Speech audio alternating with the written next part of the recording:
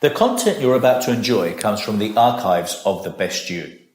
We're devoted to the very best in personal development, with a platform and resources dedicated to inspiring and changing people's lives. At The Best You, we work with the world's leading writers and trainers on the evolution of the self, and people whose journeys have been affected by their work and words.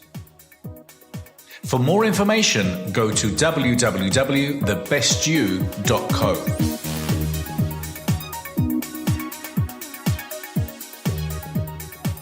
Roz Savage.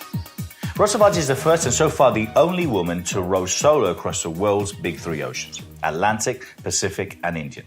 She holds 4 Guinness World Records and was appointed a member of the Order of the British Empire for services to fundraising and the environment. It was an unexpected career move for a former management consultant who doesn't particularly enjoy exercise. She was inspired to brave the oceans when she realized 2 things. One, that we are all capable of much more than we tend to believe we are, and 2, we need to make some changes if we're going to live healthy lives on a thriving planet. So she used her voyages to expand her own limits and to promote sustainable living. She now speaks, writes and lectures on sustainability, courage, resilience and change.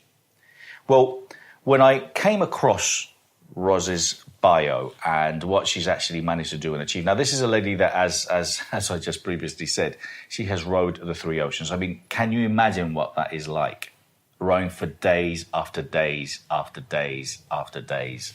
Very dark nights, very hot days. It must have been an absolutely unbelievable challenge. So the mindset that Roz obviously has is phenomenal. So it was an interview that I thoroughly enjoyed. I am sure you're going to enjoy it too. And it shows you that potentially, you know, we are all capable and we should be capable of doing the most amazing things. Hi, welcome. I'm Bernardo Moya and welcome to Inspiring People. Today, I have the great pleasure of interviewing Roz Savage, who is an ocean rower. She's a coach. She's an international motivational speaker. Hi, welcome. Thank you so much. Here. Thank you so much for being here. You're so welcome. Tell me, let's start from the beginning. Tell me where you're from, where were you brought up, your early years. I was born in Cheshire, didn't do much else in Cheshire. My parents were both Methodist preachers, so they moved around quite a lot when I was growing up. So we went up to County Durham, then back to Cheshire, then over to Cambridge when I was about 12 years old. And then I went off to university at the other place. I was lucky enough to get a place at Oxford to do a law degree. So it was a pretty peripatetic childhood. And I coped with that by being a bit of a bookworm, a bit of an introvert. Oh, yeah? Did you enjoy school? I was good at it. Yeah. Yeah, I was your typical girly swat, really. Yeah. That was my coping strategy for always being the new kid on the block. And did anyone inspire you in your early years? I used to enjoy reading books about adventure, like from Enid Blyton onwards, you know, kids going into caves and discovering secret passageways. So I think there was an intellectual yearning for adventure, but not really a physical one. I enjoyed climbing trees, and my mother took me and my sister on some fairly outdoorsy holidays, hiking and cycling a fair bit. But I wasn't really a tomboy. Much more indoorsy, funnily enough. Yeah. Given what I did later on, you would not have seen that coming. No, okay. And what did you study? What did you got a degree? I was supposed to be studying law, but having been really rubbish at PE when I was at school, when I got to Oxford, I thought, well, I really ought to do some kind of exercise, mostly motivated because I had a pretty poor body image and I wanted to be able to eat more without getting fat. So I thought, well, better do some exercise. I know I don't like hockey or netball and I'm not very good at them. I really was always the last kid picked for the teams. So I thought, why don't I try rowing? Because most girls haven't rowed before they get to university. There are very few girls' schools that offer it. So I took up rowing, and to my immense surprise, found that I actually really enjoyed it. I think largely because it didn't involve a ball or a stick. So I could manage to coordinate my own body in a way that my eye-hand-ball coordination had never worked. And even though I'm really way too short to be a rower, I'm only 5'4", and, you know, they like you to be tall and lanky so that you got long levers to pull on the oars.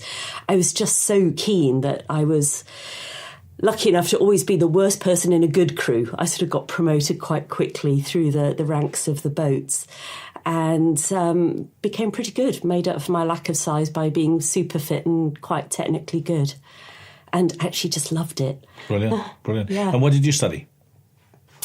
Like I mentioned, kind of law. Yeah. But I mostly found that the law library was a really good place to have a sleep after an early morning rowing outing. I don't know what it is about case law, but I just had to open up the book and I'd be snoring almost immediately.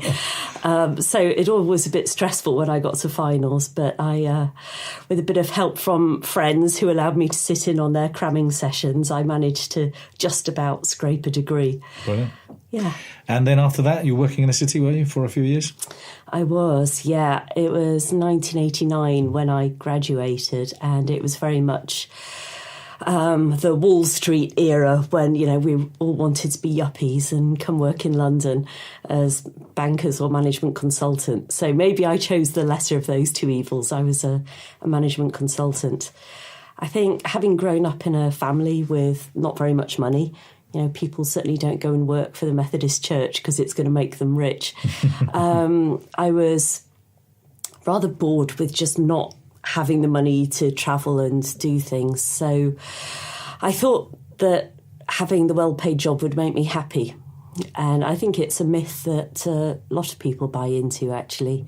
It's the story of success that we're sold from really quite a young age, that having the big house and the nice car and the foreign holidays will make us into happy people.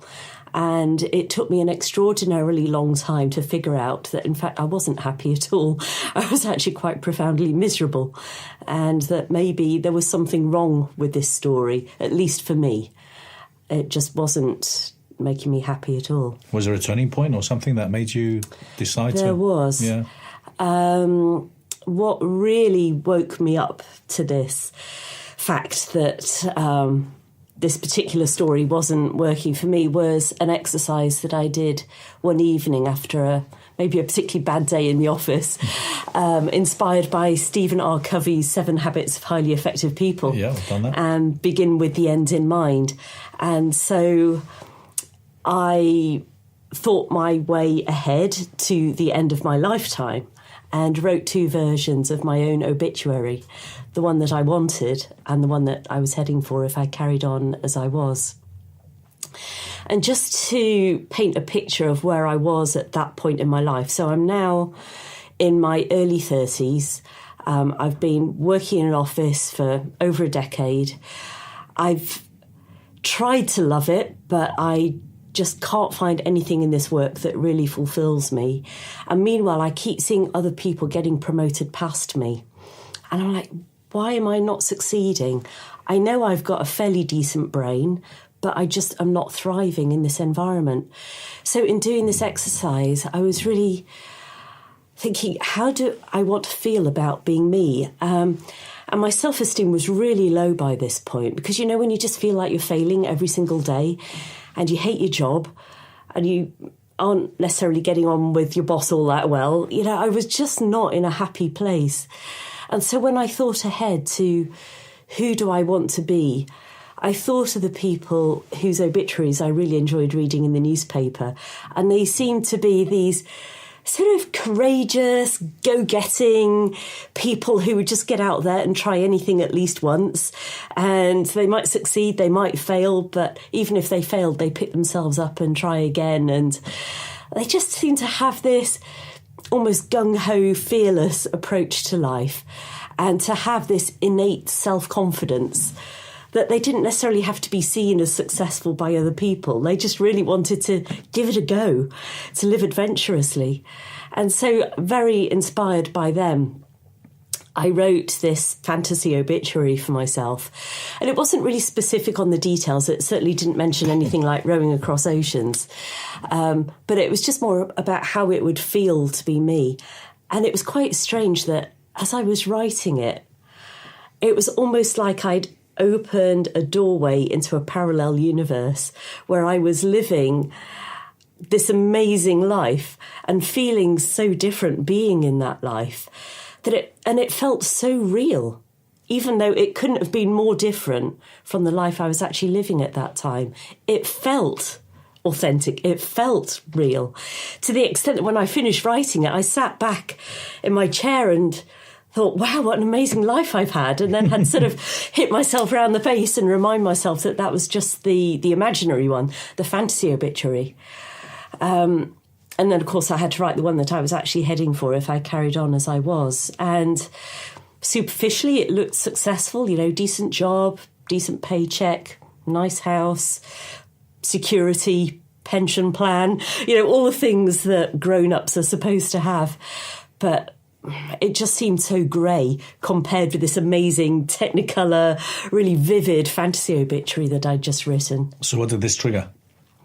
Well, I wish I could say I went into the office the next day and immediately quit my job and set out to live the life of adventure.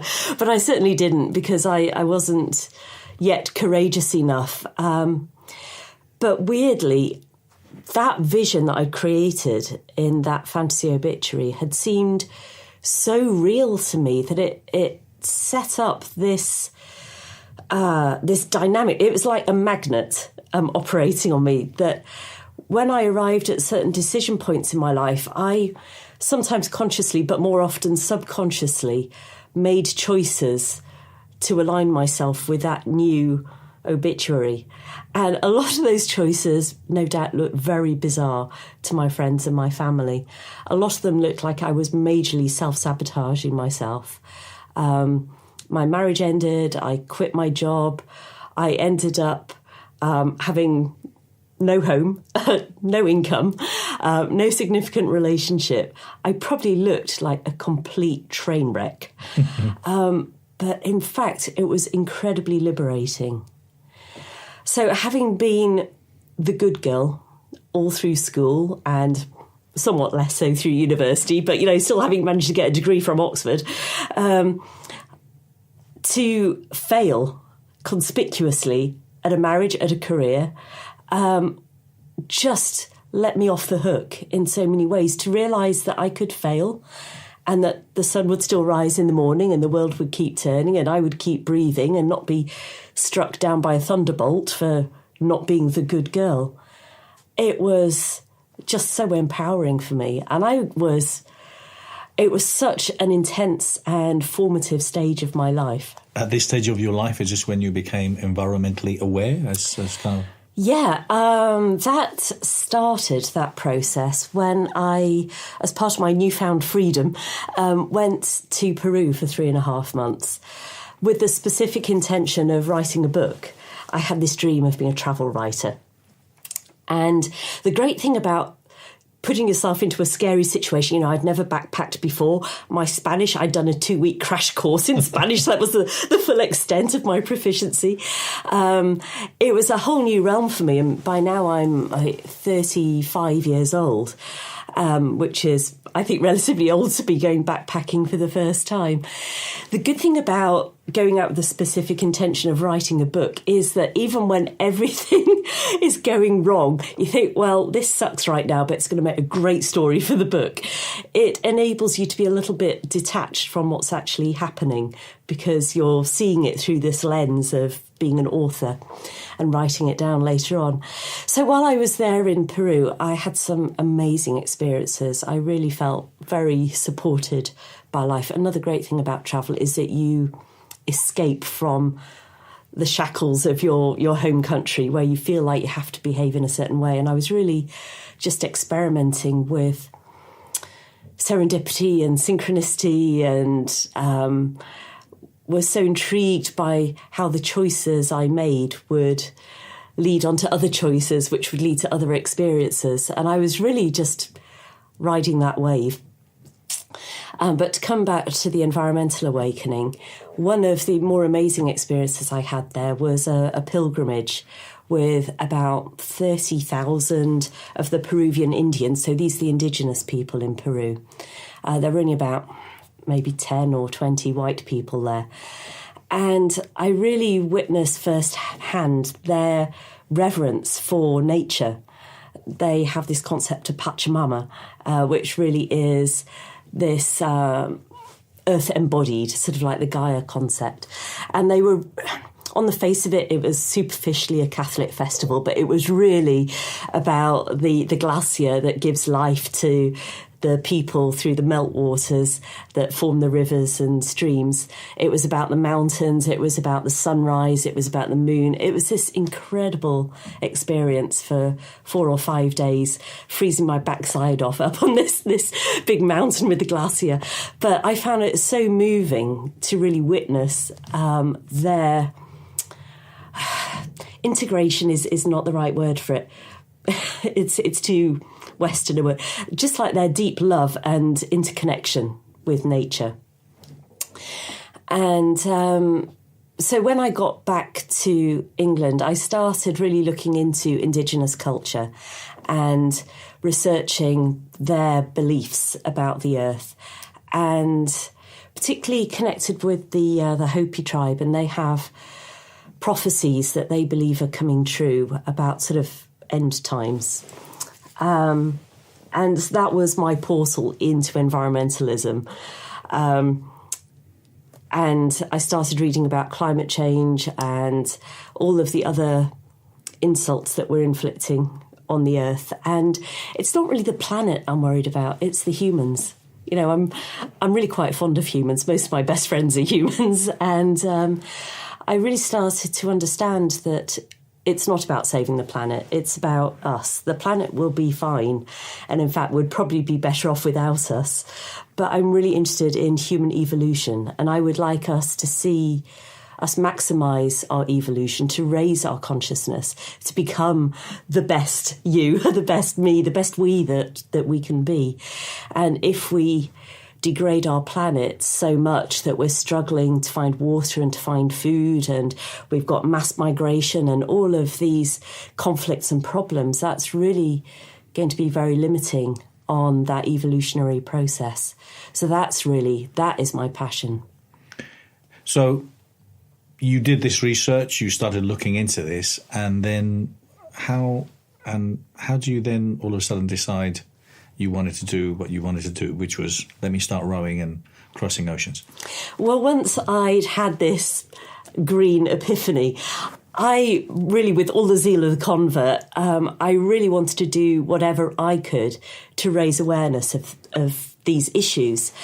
And I think we sometimes forget just how far we've come in the last 10, 15 years. When I had my environmental awakening, I was sort of embarrassed that it suddenly seemed so obvious to me that we can't carry on as we are. But in my defence, when I looked around, it seemed like a lot of other people weren't really getting very activated about this either. Yeah. So I really wanted to get people's attention. But I could just have joined Greenpeace or whatever, but I really wanted to reach outside of the green choir and win new converts. And I'm not for a millisecond denigrating the work that these amazing big NGOs do. We need all of it.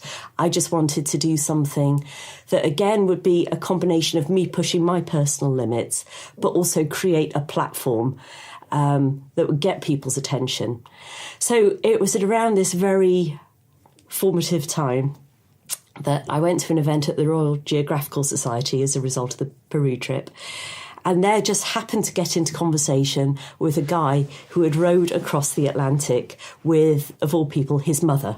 Mm-hmm. And I think in my mind, up until that point, I thought of adventurers, when you read about Bear Grylls or Chris Bonington or Ranulph Fiennes, they all seem to be guys with big bushy beards. Yeah. And so for me, this was a complete disruptor to find out that somebody's mum can row across an ocean. Well, I know how to row. I wish I could say it was actually that logical. But, I sort of went, oh, someone's mum can row across an ocean. Wow, that's kind of cool. But I didn't really put all the pieces together at that particular moment. It was only later when I was on a long drive. I was driving up to Yorkshire to see my mum. And I suddenly just had this crazy idea. It just popped into my head. Why don't you row across oceans and use that as your platform through blogs, which usefully had now been invented, which it's good. I didn't do my adventures any earlier in my life. You could use your blogs and your books and your talks and your interviews to talk to people about environmentalism. And my first reaction to this crazy idea was, that's perfect. It's amazing. Ticks all the boxes. And then the next thought was, that's ridiculous. I can't possibly do this. It's so far outside of anything I've ever done before. That a lot of people have done. That a lot of people have done. I just don't know if I can do this. So it's funny, looking back now, I think my heart knew immediately You were going to do it. that I was going to do it. But the head, the self-preserving ego was like, no, this is ridiculous. How long did it take you to convince yourself and make it happen? A week. A week? Yeah. I was trying to talk, like the head was trying to talk my heart out of it. Yeah. But every morning I would wake up and think of more reasons why it just really was the perfect project for me. So how did you make it happen? Because obviously you needed a boat, you needed to come up with the whole concept. Well, the first thing I had to do was tell my mum. That didn't go over too well, as you can imagine. But really, for me, that was my commitment. That was me telling another person that I was going to do this. Yeah. I was going to make it happen. And then, you're right, there was a heck of a lot to do. So I've always been a list maker. And so almost ever since I could write, I've been making lists. So my first thing to do was make a list of what books am I going to read, what people am I going to talk to, and then from that would flow, what do I need to buy? A boat, obviously, but also all the safety equipment, toolkit, first aid kit, food, safety gear, what courses will I need to take, how much money, therefore, do I need? And I really started from there. I also phoned up my friend who drove the Atlantic with his mum and asked for his advice. And he directed me towards the Ocean Rowers Weekend, which happens in Torquay in Devon. So luckily that was just a few weeks into the future. So I went down there, found out that most ocean rowers drink like fish, came home with a bad hangover and lots of phone numbers that I could then follow up and find out more about how they'd made their campaigns happen. How did you raise the money and how did it all happen? Raising sponsorship is quite challenging when you don't really look like an adventurer. You're in your mid-30s. You've never done anything like this before. So I tried really hard on the sponsorship side. I thought that with my corporate contacts, surely I speak their language, but no, it was really, really hard.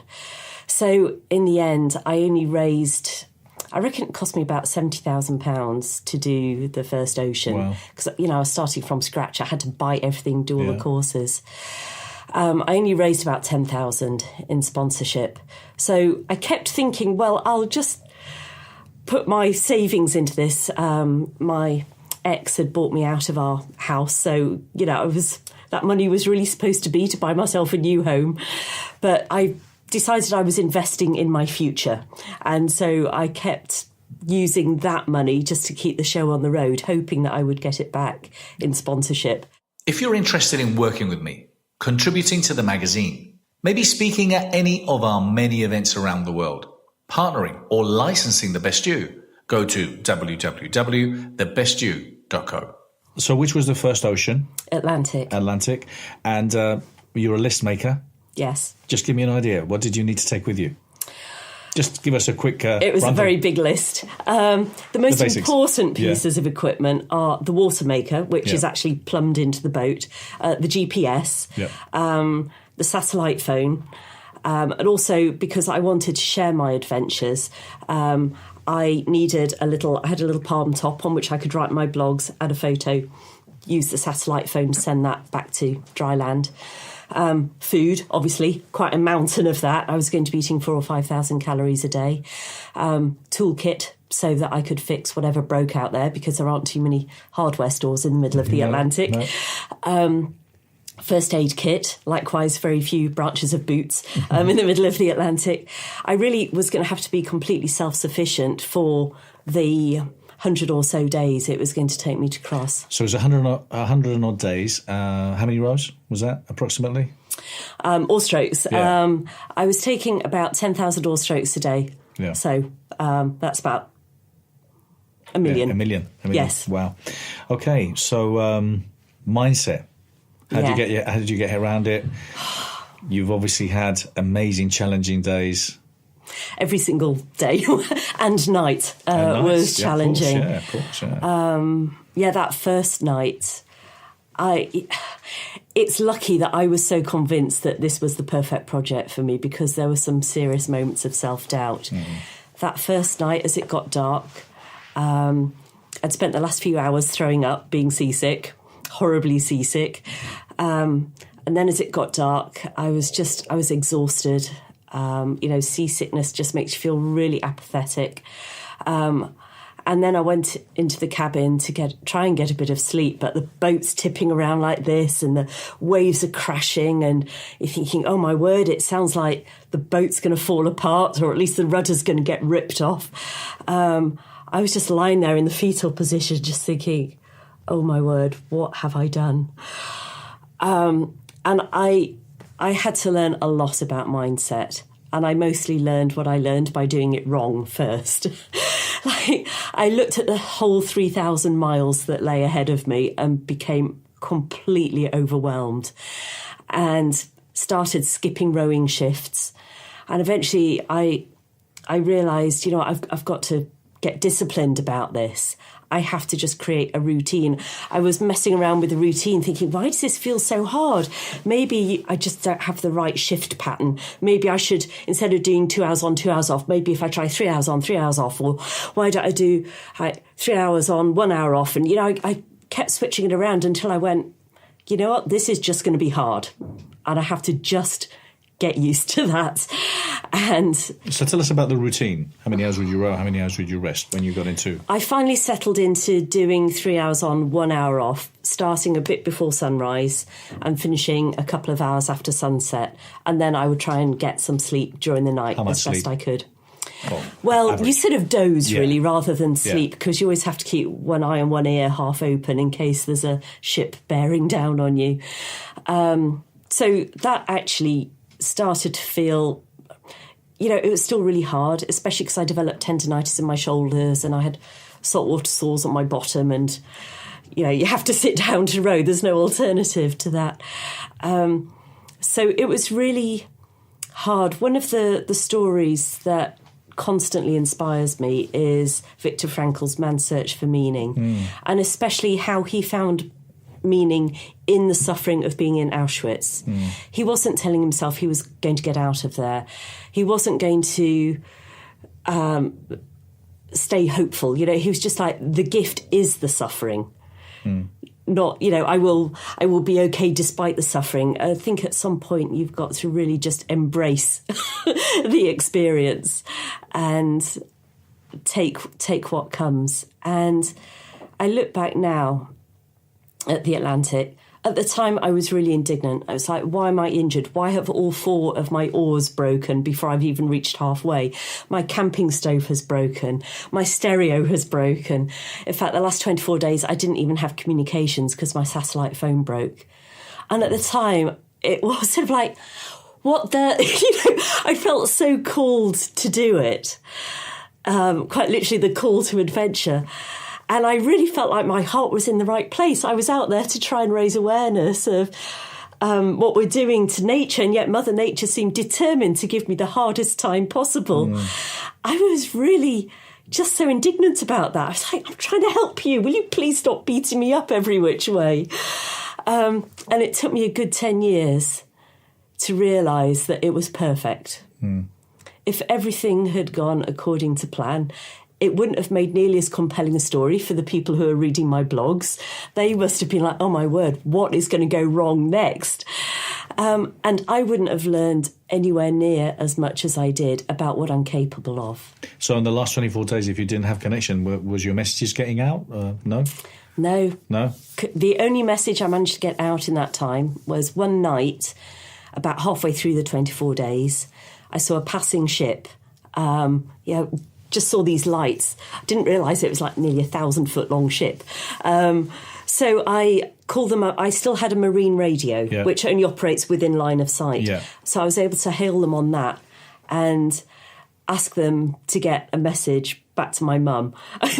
I scared the living daylights out of the poor guy on the other end of the radio, because it was his job to make sure that there was no other shipping in the area, and he'd just checked the radar, and he knew for a fact there were no other boats in the vicinity, because I was that tiny. I can imagine. Yeah. My little 23-foot boat. So when he heard this little English voice coming out of the darkness, he was completely perplexed. But bless him, he got a message back to my poor suffering mother to let her know that I was okay. Wow. She could see my position. I had a transponder on the boat, yeah. but I'm sure that in the small hours of the night she probably wondered if the transponder was on the boat and if I was on the boat, or if this was just a phantom signal coming back from a transponder bobbing in the ocean. 2 questions about rowing. So when you would row 3 hours and rest, and then you at night, how many times would you go back? Because I would assume, the current would just take you back, and you would... The worst day was 13 miles in the wrong direction. 13 miles in the wrong direction. I think we've all had days when we feel like that. Yeah. That was when there was quite a strong headwind. Yeah. So you can somewhat mitigate the backwards drift by putting out a sea anchor, which is a 12-foot parachute type thing on a rope that's attached to the boat. So it's sort of, you put it out into the water and it grabs hold of a ton of seawater and stops you being pushed too far backwards. But it's still very frustrating when your best day is about 26 miles in the right direction, to lose half a day going. And it was actually a number of days that I was being pushed backwards when I just wasn't able to row. All I could do was sit there and wait till the wind changed. You can try and fight Mother Nature, but it's actually sometimes better to bide your time. In my case, give my shoulders a rest, see if I could get them to recover a little bit from the tendinitis, and then come back refreshed. So plenty of internal dialogue going on, I can imagine. Oh, yes. Plenty of it. And obviously positive ones. Most not so much. No, well, but I mean, you carried on. So, they did win at the end. But I can only imagine the silences. Those moments of just simply hearing the sea or just you rowing away. I mean, there was plenty of silence, plenty of time to think. It's really completely silent, because it's normally like from the wind, and, the waves are crashing around. And it was a particularly bad year for weather on the Atlantic. 2005 was a very stormy year, so it was rough. There's something about being that alone. I did talk to my mum for about 5 minutes every day, because using a satellite phone is incredibly expensive. But mostly it was just me with my own thoughts, especially after the stereo broke. And I did spend a lot of the time in a very negative place. Like, all the old demons came back up, the self-doubt, the self-criticism. I beat myself up so badly. Every single day I felt like I was failing. I had massive imposter syndrome. It was, I'm just a management consultant, get me out of here. But I think there's a lot to be said for having enough naive optimism to get yourself into something, to have publicly committed to it, and then having too much stubborn pride to get yourself out of it. Yeah. There were so many times when I would have loved to, I was never actually going to quit, but I think, couldn't my boat just capsize and, then I can call for a rescue? Yeah. I have a reason. Yes, I can quit without dishonour. But I wasn't willing to abandon my pride so much that I would just go, oh, you know what, I'm overwhelmed. Please just come and rescue me. And I found so many different ways to just keep myself going. Okay. I think so much of success is just not quitting. Yeah. And I love that Winston Churchill quote, that success is the ability to go from failure to failure with no loss of enthusiasm. Yeah. I had plenty of losses of enthusiasm, but I still managed to just keep on going. And it was really only in the last few days that I started to think, you know what? I think I'm going to do this. Yeah. Coming back to mindset, I spent a lot of my time asking myself, can I do this? Can I do this? And the way that the mind works is it then goes, let's go check the memory banks and see if we've ever done this before. Yeah. It goes back through the memory banks and goes, oh, blank. No, we have no evidence we can do this. You know what? I don't think we can do this. Yes. And I had a bit of an epiphany one day. I was like, this is a completely bogus question. It's a pointless question. The only way I can find out whether I can do this is to just keep doing it, just keep sticking my oars in the water for 12 hours a day, just keep showing up. And one day I will either have done this or I won't have done this, but that's really the only way I can know. Well, I normally it's said that the quality of your life depends on the quality of your questions. So if you ask yourself the right questions in the right manner, you'll get the right answers. That's so true. So you finished, you completed it, you've done it. Yes. How amazing was that? Best feeling of my life. Stepping ashore in Antigua after 103 days at sea. I was just grinning from ear to ear. There was an amazing welcoming committee there, including my mum. There were school children singing, and there were people on boats sounding their air horns, and people just cheering. And, you know, I was having a major rock star moment. I was just loving it. Of course. And it was over. It was just such a relief. I can remember walking into my hotel room, and I'd had this vision in my mind of what it was going to be like. I'd pictured, you know, Caribbean, there were going to be shutters on the windows and billowing white net curtains and a bed with crisp sheets on it after, you know, my manky old sleeping bag that I had on the boat. There was going to be this bathroom with a shower and white fluffy towels. And, you know, I just had that vision in my mind. And I walked into my hotel room in English Harbour in Antigua, and there it was, my dream come true. I spent about half an hour in the shower. It was amazing. It was amazing. It was also really bizarre to look in the full-length mirror and just go, my word, what happened to me? I'd lost about nearly 2 stone. I can imagine. Which was, you know, about a quarter of my body weight. So I was like, this is great. So it was an incredible feeling. And I don't think it would have been anywhere near as euphoric if I hadn't struggled so much every single day to get there. And I do think the harder we've worked for something, the greater the sense of achievement when we get there. So it was pretty awesome. Brilliant. Amazing. Okay, so you've done that. I want to fast forward. So then when did you start thinking, what's next? What am I going to do next? How long did it take you? Well, actually, the original vision was that I was going to do the 3 oceans. You're going to do the 3, okay. So even though the Atlantic had been by far the hardest thing I'd ever done, in my mind, I would have been quitting early if I hadn't have carried on. And in fact, even on the Atlantic, on the worst days, I was thinking, I'm learning so much about how not to row across an ocean. I will do this so much better the next time. So almost immediately I started thinking about the next one because I had to. So in fact, even as I was packing up the boat in Antigua, I was already planning to get it shipped to mainland US so that I could start out from there to do the Pacific. And when was that? What time difference was it from you completing there? So I finished the Atlantic in March 2006, and my first attempt on the Pacific, which didn't go so well, was in August 2007. So I had about 15 months to recover and to prepare for the next one. And during that time, again, writing came to my rescue.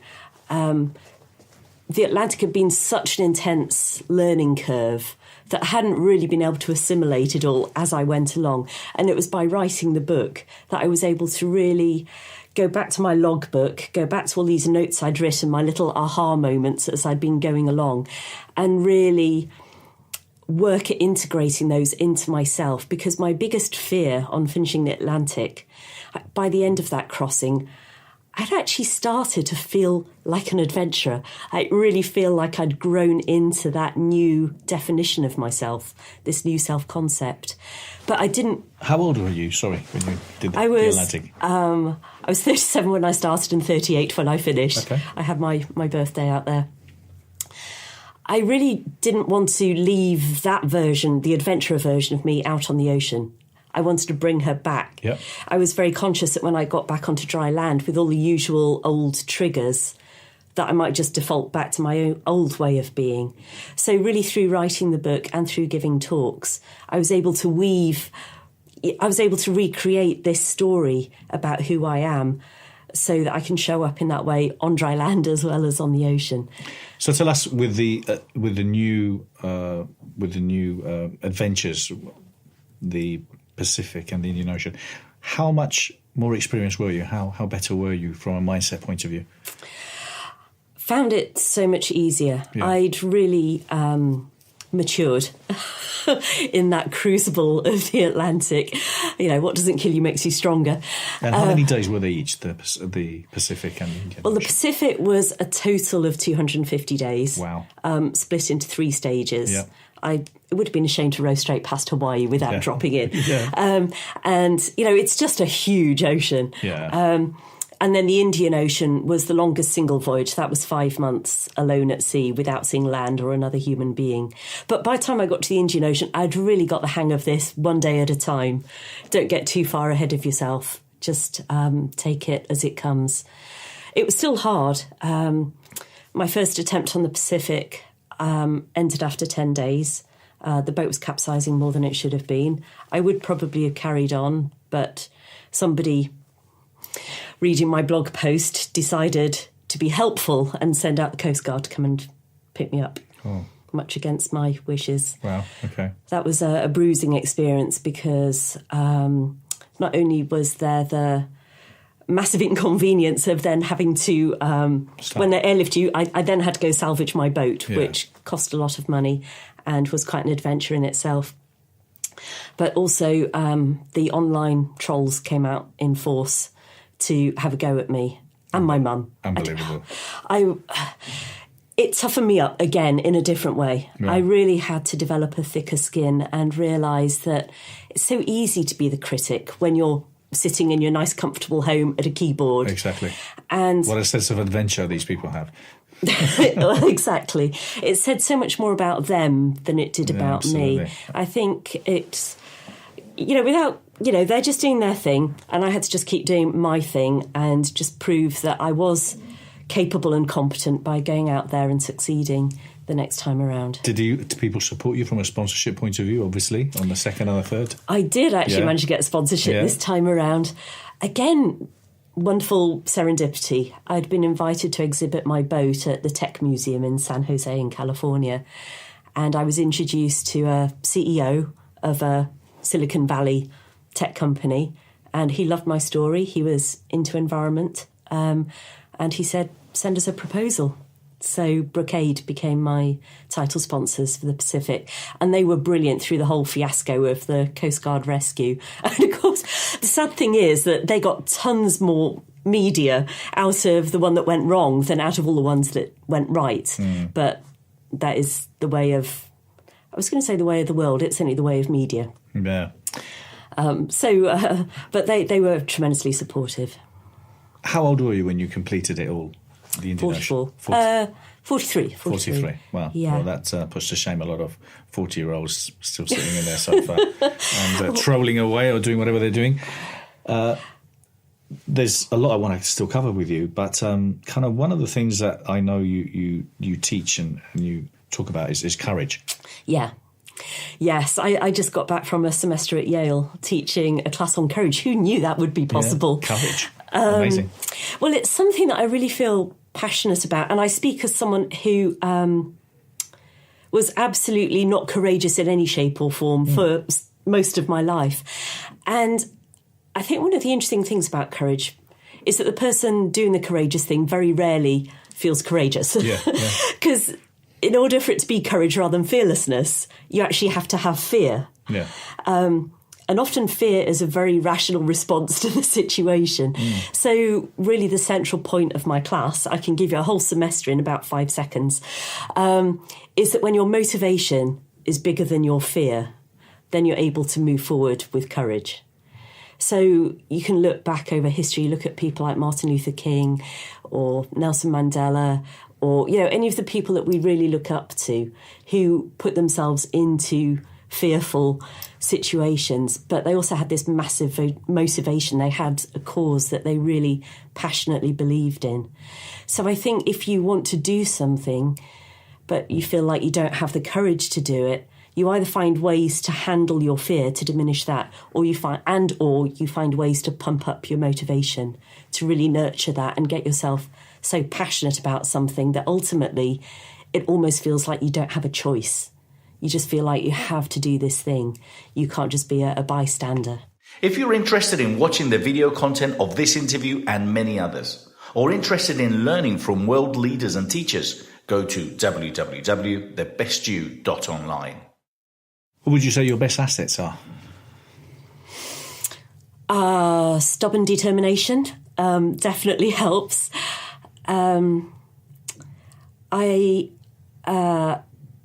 One of the things that gives me joy is when I figure out a better way to do things, to sort of sit with a problem and see if I can find a better way to manage my mental state or a different way to tackle some global challenge.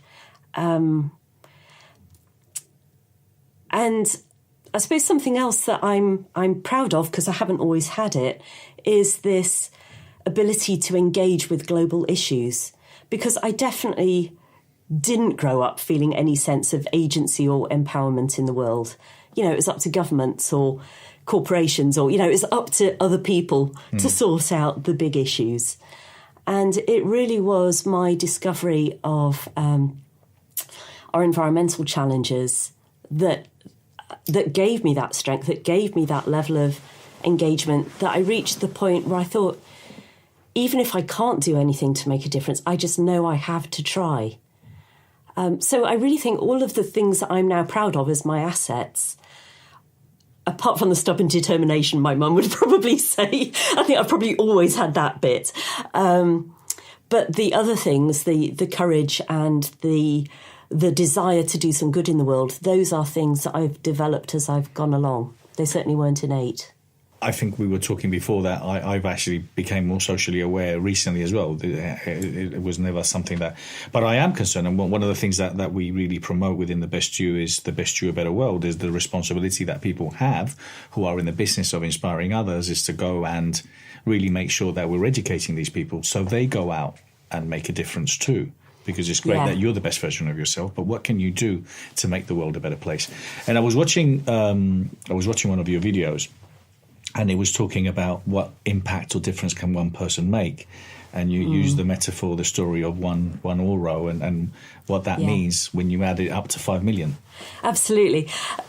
Quite often, if I've been giving a talk and talk about my environmental passion, people come up to me and say, I feel so helpless. Like, what can I, as one person amongst 7.3 billion, what can I do to make a difference? And absolutely, the 5 million oar strokes that it took me to get across 3 oceans, one oar stroke only gets me a few feet, but you take 5 million tiny actions and they really do add up. And I am also a real believer in tipping points, whether this is environmental awareness or the raising of consciousness or whatever movement has ever changed the world.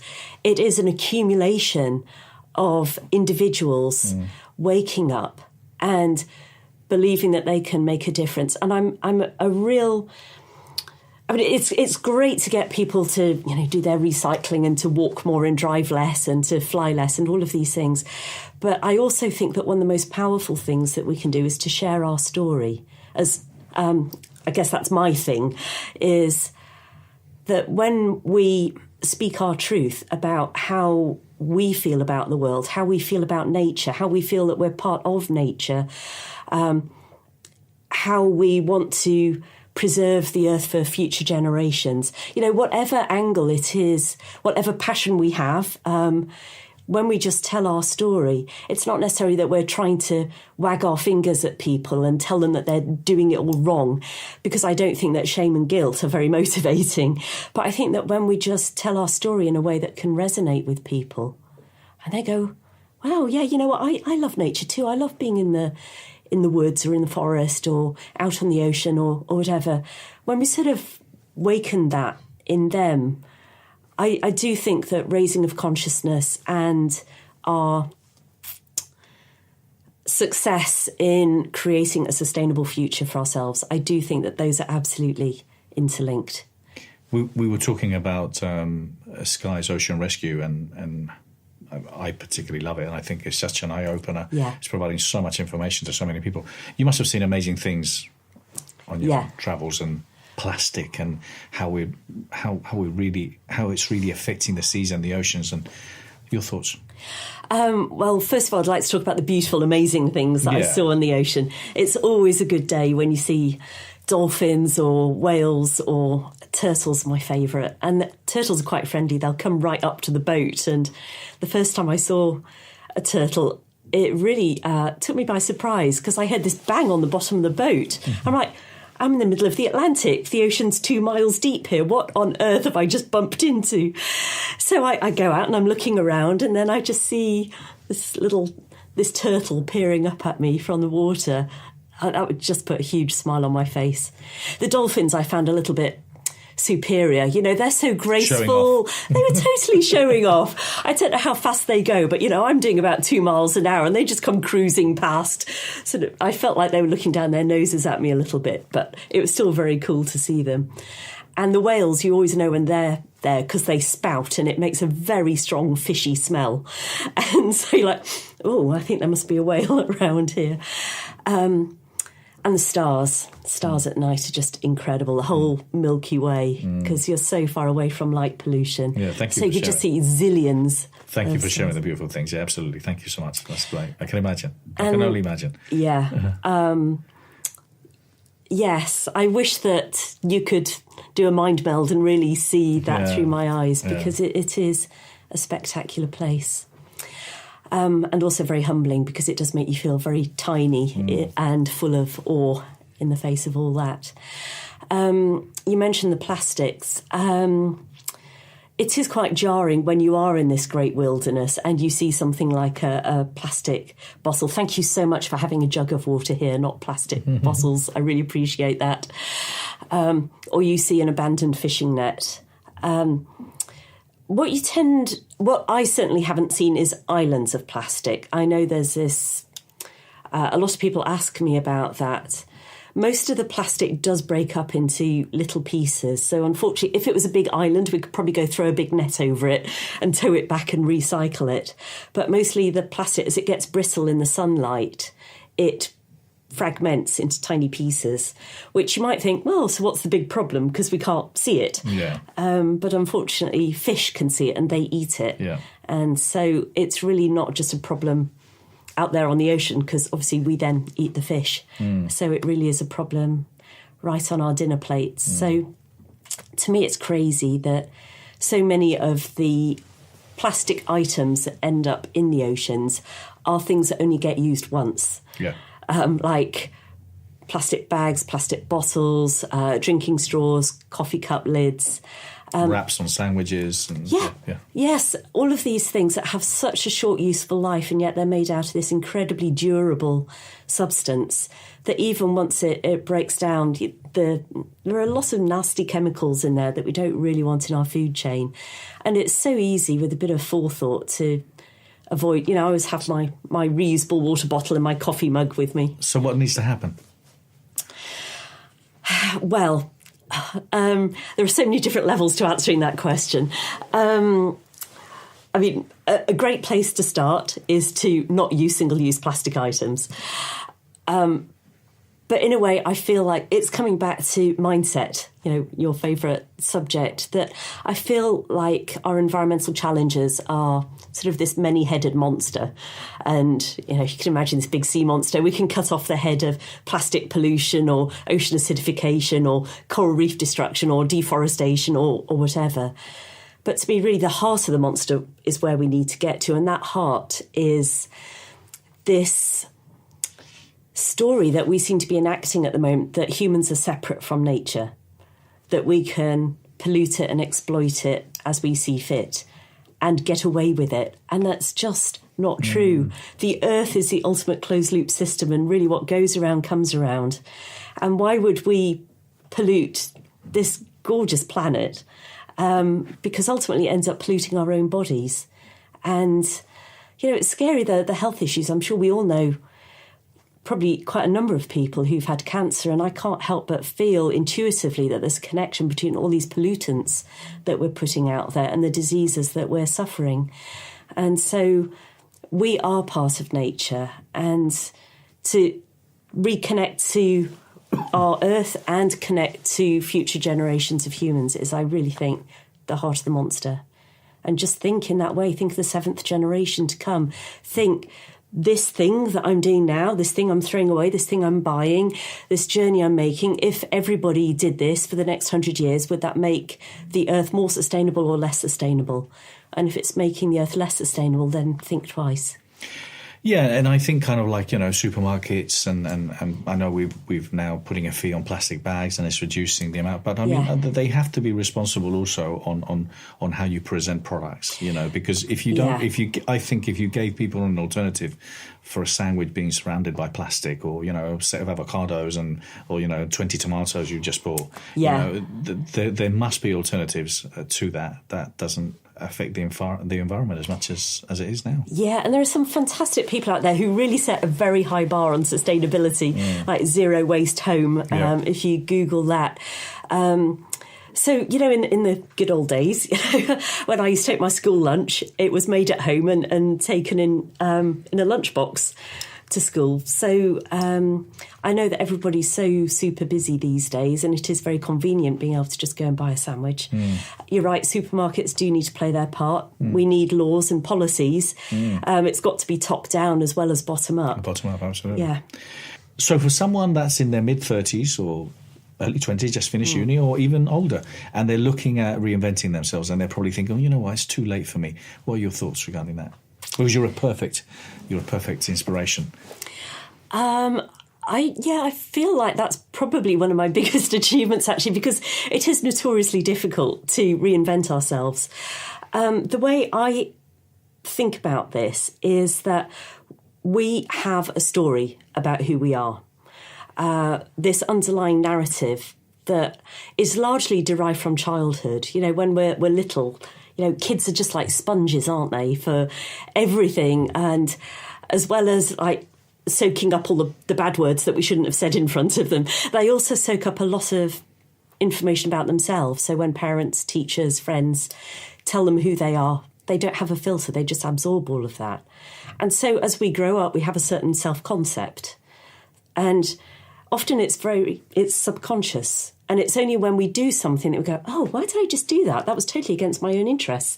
That then the subconscious has become conscious and we can examine the narrative and try and find one that works better for us. So, for example, my story that money would make me happy, having a big house would make me happy, and then realise, oh, heck, I'm living in the big house, I'm really miserable. So my story isn't working. How can I rewrite that story? And we can, by doing something like the obituary exercise, I think we can start to craft a new story that feels real to us. And then we need to make it true. We need to bring that story that at the moment is just an idea into our lived reality. And I'm not really a believer in affirmations as such, but having said that, this sounds a bit like affirmations. When I was doing the rowing, I'd get lovely comments on my blog posts with people saying, oh, you're so courageous, you're so resourceful. And I think, courageous, resourceful, me? No, I don't think so. And then I went, well, why not me? Maybe I could be. So I had this whiteboard in front of my rowing seat where I would be sitting looking at it for 12 hours a day. So I wrote these words on there, courageous, resourceful, determined, whatever. And as I went about my daily business on the boat, I really tried to embody those words in everything that I did. And as time went on, I started to own those words. I think of it like we have a little observer in our head that's watching how we behave, and it's constantly refining our story about who we are based on the behaviour that it's observing. And so at first, when we try and change, it might be a bit panicky. It might be like, oh, we don't like change. If we change, something bad might happen. But as time goes on and we stick with the new pattern of behaviour, it actually goes, oh, OK, well, we've been trying out this new behaviour for a few weeks now and nothing bad's happened so far. So, OK, let's go with it. Let's now absorb that into the story about who we are. So this is really the way that this is the lens through which I see the world at the moment. Because often when we have a disagreement with someone else, it's because their worldview, their story about how the world works is different from our story about how the world works.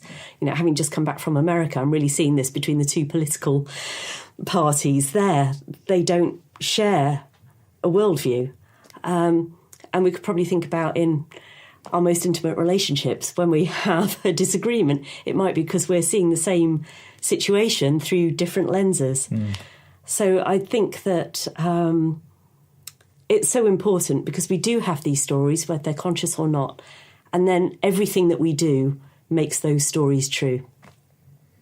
Did that make sense? It did make sense, yeah. Thank you so much.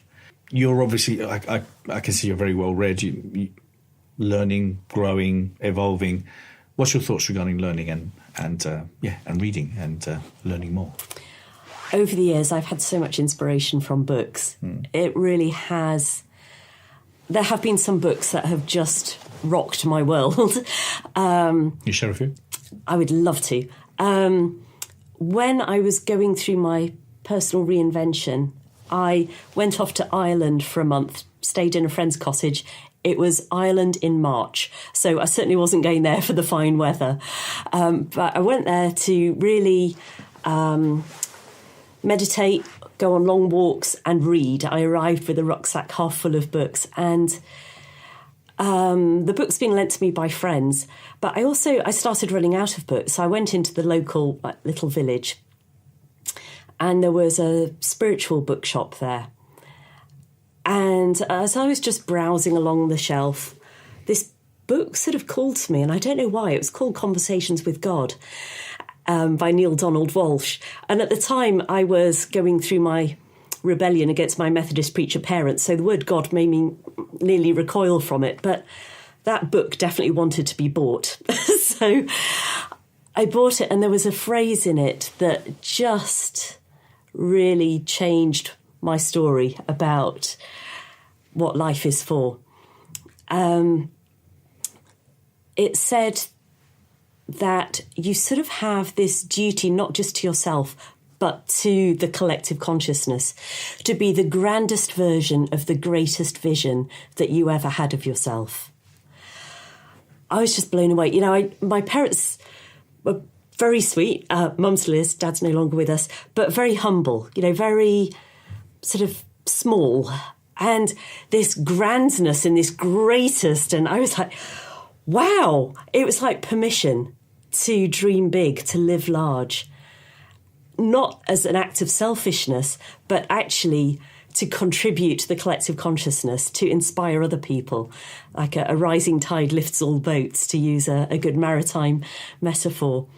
So that one phrase just, I think, was a fundamental step on the way to this big, hairy, audacious goal to row alone across 3 oceans. I don't think I could have even aspired to that if this phrase, grandest version of the greatest vision that you ever had of yourself, hadn't been still ringing in my ears. That's great. That's lovely. Thank you. My last question. In many, many years from now, what would you like your legacy to be? I love this question about legacy because it's so important. I have a lot more things that I would love to do. Still so much work to do on sustainability. And I'm at the very early stages of a new, hopefully, series of projects, specific projects around specific issues in specific regions of the world. But what I really want to do with those specific missions is to use them as doorways into this much bigger question of what is the collective narrative that we as human beings in the 21st century are enacting.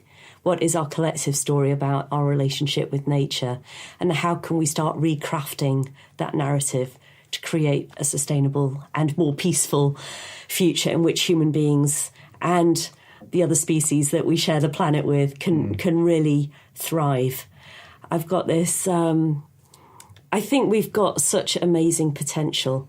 When you look at all the amazing things that we do in terms of not just innovation, but in art, in philosophy, in science, in physics, we're capable of so much. And I really want us to step into that reality and not end up limiting our options by creating too many problems for ourselves here on this earth. So I want to do whatever I can, adding my straw to that side of the scales, adding my oar strokes to lead us towards that tipping point where we do tip over into a new age of consciousness. That's amazing, and I would love personally to support you, and so would the best you. So thank you so much. Absolute pleasure. Thank you so much. Thank you for being here today. And thank you so much for watching Inspiring People. Thank you.